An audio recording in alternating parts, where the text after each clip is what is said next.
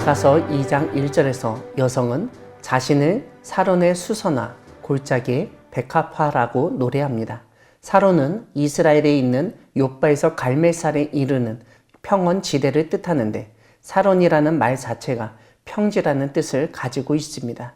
아무튼 여성은 자신이 평지나 골짜기에서 볼 수 있는 꽃과 같다고 묘사하고 있습니다. 2절에서는 남성이 그런 여성을 가시나무 가운데 백합화 같다고 노래합니다. 사자성어에 군계 일학이라는 말이 있습니다. 닭들 속에 있는 한 마리 학이 눈에 띄는 것을 의미합니다. 그처럼 사랑에 빠진 남성의 눈에 자신이 사랑하는 여인만 보이고 그 여인은 다른 여인들 속에 있어도 너무 아름답게 빛난다는 점을 이렇게 표현하고 있습니다. 이러한 남성의 노래에 대한 답가로 여성은 3절에서 자신이 사랑하는 남성은 다른 남자들 중에서 뛰어난 외모를 가지고 있다는 점을 시적으로 말합니다. 숲을 가운데 있는 사과나무 같다고 노래합니다. 우리가 잘 알듯 사과나무 자체가 나무이기 때문에 숲풀보다 위로 더 높이 드러날 수밖에 없습니다. 이와 함께 사과나무는 사과가 아주 탐스럽게 열려 사람들의 이목을 집중시킵니다. 그처럼 여성은 자신이 사랑하는 남성이 뛰어난 외모를 가지고 있음을 자랑합니다. 5절에서는 여성이 사랑 때문에 병이 생겼다는 점을 알립니다. 우리가 흔히 말하는 상사병과 같은 것으로 볼 수 있습니다. 이 병을 이겨내기 위해서 여성은 건포도로 힘을 돋고 사과로 원기를 차리게 해달라고 요청합니다.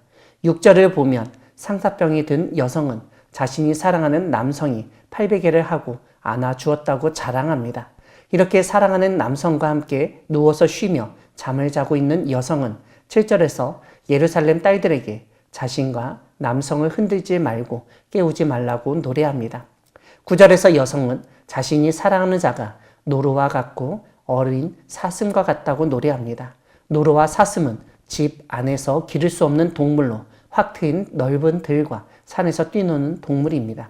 그러한 노루와 사슴으로 사랑하는 자를 표현한 것은 10절에서 알려주듯 그 남성이 어여쁜 자인 여성에게 야외로 나가자고 불러내기 때문입니다.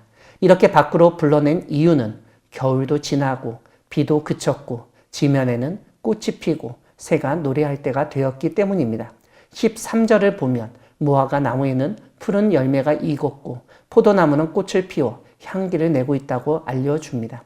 즉 모든 자연이 새로워지고 생명력을 움트고 있는 시점에 그 자연 속에서 함께 뛰놀자고 여성을 초대한 것입니다. 오늘 본문 10절과 13절에서 남성은 여성에게 나의 사랑, 내 어여쁜 자야, 일어나서 함께 가자고 반복해서 말하고 있습니다. 이것은 함께 하기를 바라는 마음을 강조한 것으로 보입니다. 16절을 보면 사랑하는 남녀는 서로가 서로에게 속하였다고 고백합니다. 이 말은 오직 둘만 사랑한다는 의미입니다. 왜냐하면 다른 사람은 그 두 사람 사이에 낄 수도 없기 때문입니다. 사랑하는 광야교회 성도 여러분, 하나님은 남녀의 사랑을 통해서 우리가 하나님과 어떤 관계를 맺으며 유지해야 하는지 알려주시는 분이십니다. 오늘 아가서 2장을 통해서 우리는 사랑하는 자에 대한 배타적 사랑을 보게 됩니다. 즉, 사랑하면 다른 사람을 볼 수도 없고 마음에 다른 사람을 담을 수도 없습니다. 각 사람의 마음에 사랑하는 상대만 들어가 있어서 다른 사람을 생각할 수도 없습니다. 1장에서 설명드렸듯이 아가서는 단순히 남녀 사이의 사랑 노래일 뿐만 아니라 그러한 남녀 사이의 사랑을 통해서 하나님과 이스라엘, 그리스도와 성도 사이의 관계를 다시 생각하게 만듭니다.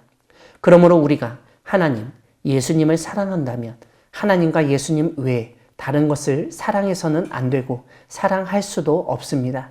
이러한 점을 염두하신 예수님은 하나님 혹은 만몬 중 하나만을 섬길 수 있다고 말씀하셨던 것입니다. 이 세상 다른 것들과 비교할 수 없는 하나님과 예수님만을 사랑하며 세상의 다른 것은 섬기지도 의지하지도 바라보지도 않는 우리 모두가 되기를 소망합니다. 아멘.